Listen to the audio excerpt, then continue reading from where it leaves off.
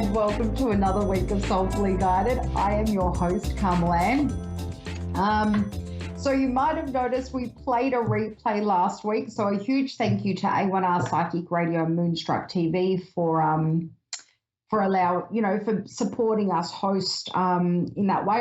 I needed a mental health check day, so I don't know how everyone else is doing, but check in with yourself. If you need a break and you can find a way to take one, take it. I had what I call is a mental health check day. So I was feeling, I suppose, mentally and emotionally drained and physically exhausted. I guess the excitement of Christmas and New Year's and then that settling down and life sort of coming, at you and all the stress of that festive season over. So I basically took a few days off and revived myself. I relaxed, and a mental health check for me day is not a sick day or mental health struggles. It's just a day leading up to realizing, hey, I need a break. I'm going to have a me day and I'm going to do whatever I feel like. If it's reading a book or going for a walk or sitting down and watching TV all day, it's a me day. And so I realized that I needed to have a recuperation. I needed to recuperate on my resting. I needed rest days for my rest days because resting made me even more exhausted. But here I am today, and I'm wondering, if you're here, you're watching live, or you're watching a replay or a podcast or anything. Let us know if you are live. Give us some emojis or some reactions so we know you're here.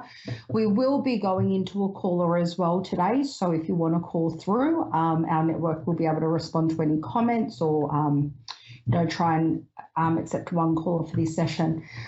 So my mental health check day, it's so important. What do you guys do? How do you check in with yourself? So that is the question for today. And we have Susie. Hi, Susie. How are you? Hello. Hi. How are you doing today? Hello. Yeah, I can hear you. Excellent. I'm doing great. That's good. Thank you for calling in today. Absolutely. Do you have a question you'd like to ask? I think just something more general for what to look forward to for 2023. Yep. So I had a lot of changes in 2022, so just kind of where it's looking. So do you want a comparison between 2022 and 2023, or you just want to skip over 2022 and look what's coming up this year? Yeah, just what's coming up. Okay. So let's take a deep breath, connect there. So.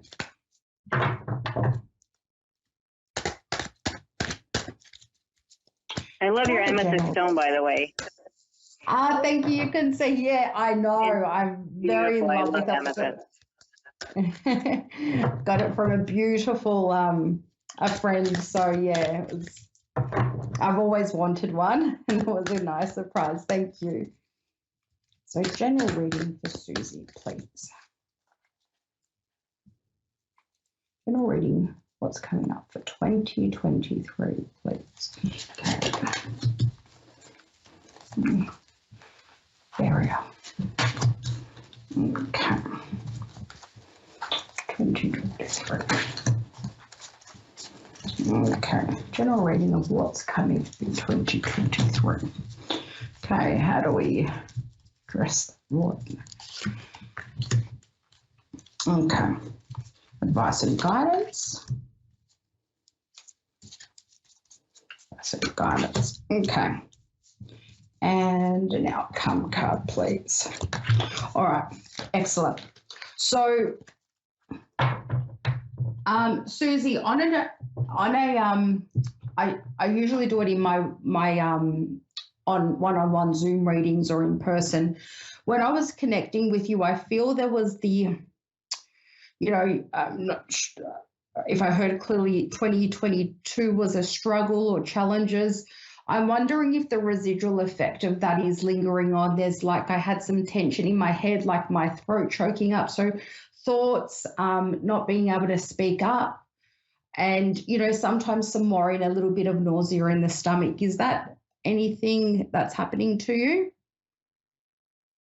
That that I don't speak up a lot or speak my mind?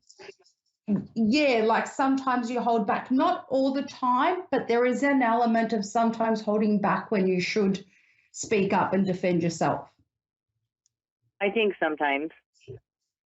Yeah, and it's not huge like I'm really choked up. It's just sometimes you're biting your tongue, or, as the saying goes, but,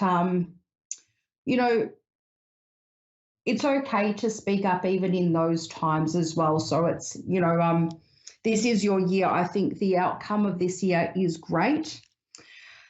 You know,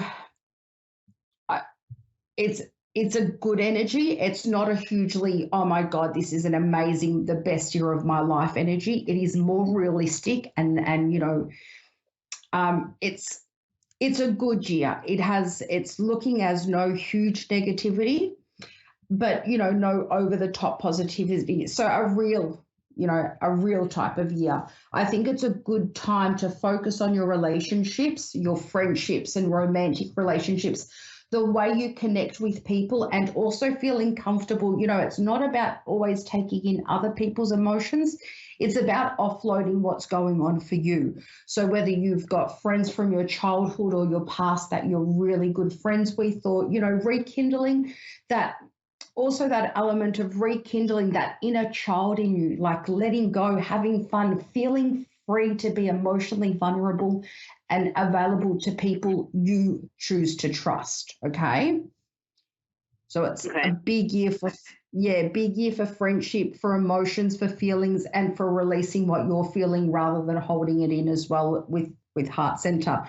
I think it is a year for reflection. I think you've worked wonderfully. You're heading to, before jumping into goals, just reflect, and rather than look backwards at previous years, look forwards at what's coming and what you're creating and achieving. Don't jump into things head first. You can take your time, you can reflect, you can ponder over everything you've done to get to where you are. And then look at it as a whole, sort of have a bird's eye view, and ease your way into your goals, and whether it be career or, everyday aspects of your life and what you want out of your year or your day.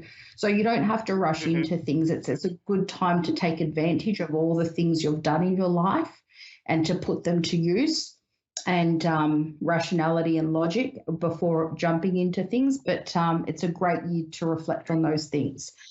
I think also I think sometimes, I'm not sure if you disconnect emotionally and to deal with challenging times, or where you felt you were second best and were unable to not so much defend yourself, but, in situations that you just felt like, I'm never going to win here, or I'm not going to be heard, or, you just felt like you were second best in the situation. I think in situations like that, and this maybe goes to that subtle choking in my throat, I think you don't have to disconnect or shut off. Some situations, they're not worth, we pick our battles, or we pick what's worth it or not, but I don't feel you have to finish second best. And sometimes rather than disconnecting, just connect with yourself and what you want. And if someone can't give that to you, or a work, or a friendship, or anything in your life, rather than switching off completely, connect with you instead, and learn to, if this situation is not going to get better, you don't have to bend over backwards to satisfy someone else's need, or switch off from the reality of what you're feeling emotionally. So reconnect with yourself and move on, or make a decision that puts you as equal value in that relationship. Okay? Right. Okay. How do you feel about that? Well, it makes sense, because I always think, like, is it really worth the fight if I say something, right? Like, how is it going to change if I say something? So I have to decide if it's going to be worth it for me or not. So that does make sense. Okay, so there's some more advice coming in too, and based on what you're saying, in a lot of my readings, I've probably got the saying wrong, knowing me, but Bob Marley has a saying where he said, "Everyone is going to hurt you. You've got to figure out the ones worth hurting for." So I guess, it's your decision what you can put up with. But I think we've only got a few minutes left, but I think it's time to sift through, and I'm going to say this politely, the BS. Seeing people for who they really are. And I think that means you have to tone it up. We get the masculine cut figure. So ground yourself, really master your feelings and being in touch with them, and own your feelings and expressing of your feelings, but also seeing through, people's other sides, rather than seeing just the good in everyone, also seeing the negative sides as well. That's important. And I think by, the outcome of all these cards is that you find yourself in a place where you're completely free, you're raw, you trust yourself, you're balanced emotionally, and the universe has your back. So this is a great year for you. They're lessons that are digestible and manageable. They're not huge, they're going to come in and mess your whole life up to heal or to learn.